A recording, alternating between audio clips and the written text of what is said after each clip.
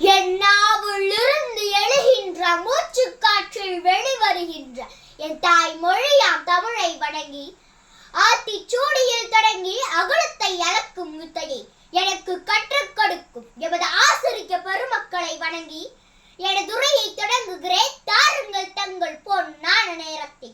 என் பெயர் யாழி நின்னன் 5ஆம் வகுப்பில் பயிலும் அரசு பள்ளி மாணவி.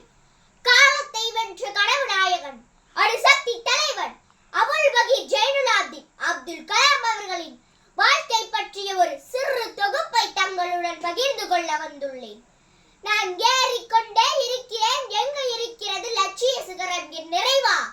நான் தாண்டிக் கொண்டே இருக்கிறேன். எங்கு இருக்கிறது அறிவு புதையல் என் நிறைவா? நான் பெருங்கடலில் நீந்திக் கொண்டே இருக்கிறேன். எங்கு இருக்கிறது அமைதி தீவு என் நிறைவா? இறைவா, 100 கோடி மக்கள் லட்சிய சிகரத்தையும் அறிவு புதையலையும் இன்ப அமைதியையும் உழைத்தடைய அருள்வாயாக என்றார் கலாம் அவர்கள். புண்ணிய ஸ்தலமாம் ராமேஸ்வரத்தில் பிறந்து வறுமையில் வாடினாலும் ஓடி ஓடி உழைத்து படித்து கடற்கரையில் கருவாடுகளுக்கிடையே கிளிஞ்சல்கள் எடுத்துக் கொண்டிருந்த அவருடைய கிழிந்த சட்டையின் வழியாகத்தான் இந்த தேசம் விஞ்ஞானத்தின் விளிம்புகளை பார்த்தது. குடிமக்களின் மனதை கொள்ளை கொண்ட குடியரசு தலைவராய் பதவியேற்று எட்ட முடியாத சாதனைகள் பல புரிந்து உலக நாடுகளை திரும்பி பார்க்க வைத்தவர்தான் நம் அப்துல் கலாம் ஐயா அவர்கள்.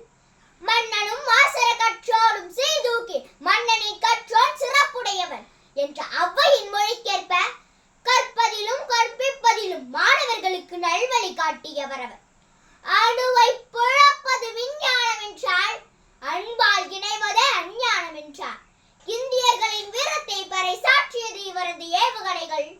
மக்கள் மனதில் மறுமலர்ச்சி தந்தது இவரது பேச்சுக்கடைகள். பணிகளில் நேர்மை, பதவியில் பணிவு, அதுவே அவரது தனித்தன்மையை உலகிற்கு உணர்த்தியது. தன்